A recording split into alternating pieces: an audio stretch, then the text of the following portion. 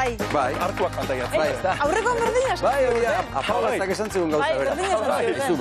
Kapalazatan ikonektauta gauz. Bai, hori zen da. Behar bada egin beharko dugu, Maialen ez dakit. Zuzendaritzak erabakiko du, baina niri ongi iritzen zait. Ongi. Aizu, Eneko, aktore bezala aurkeztu zaitugu, baina ikuskizun honetan zerbait gehiago ere egin duzu, ezta? Saiatu naiz. Bai, idatzi egin ditu testu batzuk. Emanaldia berez da, kontzertua, da antzerki ere bai, eta antzerkiaren parteko testuak idatzi ditut, eta hor, beldurrarekin, lotxarekin gestionatzen. Bai, lotxarekin ere bai? Bai, apurua bai. Hau ze izan da, zure estenatoki gaineko orain arteko erronkarik handienetakoa? Zentzu baten bai, lenguan lagun batekin berbetan, eta esatezian, baina maitasunaren itxiera, zela, ia ordu bete berbetan Miren Gaztainagarekin, eta baina da beste leku batetik moduan, desberdina, zera egunero norberak idatzitako testu bat antzesten ibiltzea, eta horrek orain arte probatu neukan, eta da, pixka ziurgabetasun bat egunero esaten, merezi idatzi duan honek esateak, eta da, bueno, beste beldur batzu, baina beste gozamen bat ere bai, Ongi. Tira, ezagutu ezagun zure moto membra Jesu Nostri antzezlana. Irakurri barik esan dut. Baina lehenik eta behin, Eneko, jakin behar dugu zer den membra Jesu Nostri, ez da? Bai. Zer da? Membra Jesu Nostri literalki da, gazteleraz irtete zait, las partes del cuerpo de Jesucristo crucificado, eta da obra bat, idatzi zuena Buxtejudek, 1680an, musika barrokoa da, nien naiz oso aditua, baina da ikaragarria. Baina, musika da, pasada bat instrumentu oso zarrekin, koro batekin, konduktus ensemble egongo da, Andoni Sierrak zuzenduta musikalki, eta da gozada bat, eta ez da ohikoa eszenatoki gainean antzeste zaudela, olako musikariak eta olako abeslariak egoteaz, Jone Martinez dago soprano moduan, eta beste hainbat. Eta zu nondik nora iritsi zara kantata edo musika barroko hori, nola deskubritu duzu hori?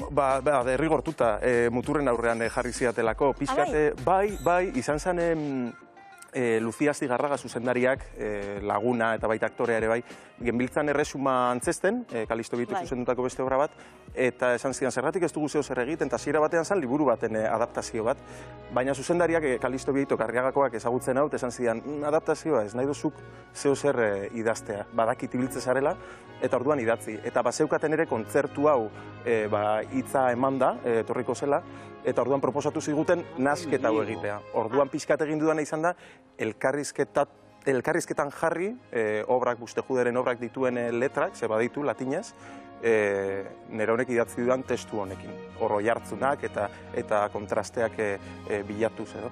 Eta testu hori zertzen ugan, zezu idazle frustratua edo noiz baita esan izan duzu. Naiz. Tiraderan baditu zu testua. Niri definitzea baino gustatzen zaiz esatea ze egiten dudan, ez? Eta orain idatzi dut. Baina dena sortu duzu edo aurrez idatzitako zerbait baliatu duzu? Ez dut erabili bai gaia, ze pandemian bai egin nuen Iranaiarekin ekoiztetxe txiki bat daukagu eta egin genuen piloto bat, telesail piloto bat, Elizak Euskal Herrian egin dituen sexu abusuen inguruan. Hor bada liburu bat kazetariek egina, Inigo Astizek eta bar, eta horretan oinarrituta. Orduan, gai horri bai helduko diogu, obra honetan, ez Elizarekin lotuta, naiz eta musika nahiko elizkoia denez, nahi duenak lotura egin ahal izango du, baina ez da hori izan egia esan intentzio zehatza, eta orduan gaiari bai hortik heldu diot, baina jatorri esan dezagun testuarena da beste bat, dala moto istripu bat eta maitasun historio bat. Hori da kontua, ez da, zuke membra Jesu Nostri horri moto gehitu diozu. Bai. Hori zure ideia izan da? Bai, Lucia eta Bion ideia izan da. Pixkat konturatu naizena da, azkenengo urtean gertatu zaizkidan gauzak, nahi ala nahi ez, muturren aurrean izan ditu dela, eta beti dagoela aukera posible guzti horiek lotzeko eta loturan jartzeko, ez?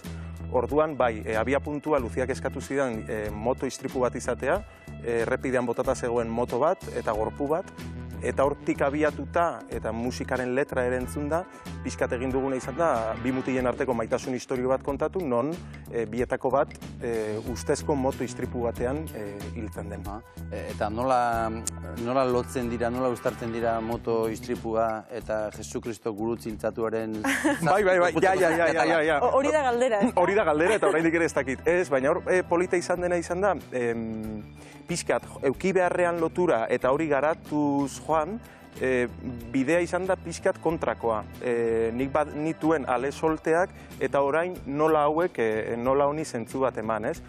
badaude hainbat islada, kristoren gorpu hori hain ikonografikoa dena, biluzik, gorpu gisa, hain ikusia dena, hain espektazio hain handia sortzen duena, eta gero badago ere bai gorpu hori lurrean eta gorpuaren zati bakoitzak gu hiltzen garenean izan garenaz gain gorputz horrek fisikoki uzten duen utxunea edo azal hori edo mugimendu hori nolakoa zen badu azalak edo gorputzak edo gorputzatiek kasu honetan memoria bat, eta istorio bat eskuetan, beste bat bularrean, beste bat saietxaldean eta pixkat izan da bi gorputz horiek ere harremanean jarri eta baita ere baliatu Jesu Kristoren itzal hori fedeaz, bizitzaz, maitasunaz, eriotzaz jakina, odolusteaz eta gorputzaren sanaiaz pixkat hausnartzeko. Jon, harrituta gertu zer? Bai, harrituta eta sarritan gertatzen da obra bati buruz edo pelikula bati buruz edo hitz egina ala arrisko izaten dela mamiaz askotxo edo esateko eta hemen ari da mamia bota eta intriga handitu besterik ez. Eta gainera esan du lehen, gau batean bakarrik izango dela. Bai, printzipioz. Horrek harritu gaitu. Bai, baita nire. Baina apoteosikoa balitz, harrera, badago... Claro, hau bilakatu daiteke urrengo egunean esatea, galdu duzu eta ez duzu ikusiko eta kristona izan zen, orduan hori hasiko zen epizidadea irabazten, edo izan daiteke gu oso disgustora gelditzen manaldia eta gero, eta ez daukagu hor rebantxarako aukerarik. Badago asmoa Europatik zehar mugitzeko, baina printzipioz Euskal Herrian egingo den emanaldi bakarra izango da, baditu gauza batzuk eszenatokiak, osoikoak ez direnak ikustea antzerkian, eta jende asko gara, eta hori behin egitea ja, nahiko alegin bada, eta eskerrak Arriagari zentzu horretan. Eta musikari honez inguratuta egongo zara, konduktu ensemble taldearekin. Bai. Adituek esaten dute, kapera musikan oso onak direla. Bai, eta Europa mailan ere bai ezagunak, eta justu pieza hau benetan unkigarria da, ez da nik entzun ohi dudan musika ez daukate horre nire Spotifyan, orain bai, azkenengo hilabete guztietan, baina da ikaragarria. Orain nire grina edo da, eszenatokian danok batera batzea, eta ikustea ze soinu ateratzen duen horrek, ez? Instrumento bitxi horiek, dauzkate izen batzuk ez ditudanak, begira entzuten ari gara oin, ez? Hau da, piezetako bat, hau da, 7 kantata dira, eta kantata bakoitzak gorputzeko atal bati egiten dio referentzia. Begira, Enekoren hitzak nahiko argudio izan espaldin badira, ikusi eta gozatu ezagun konduktu ensembleren musika.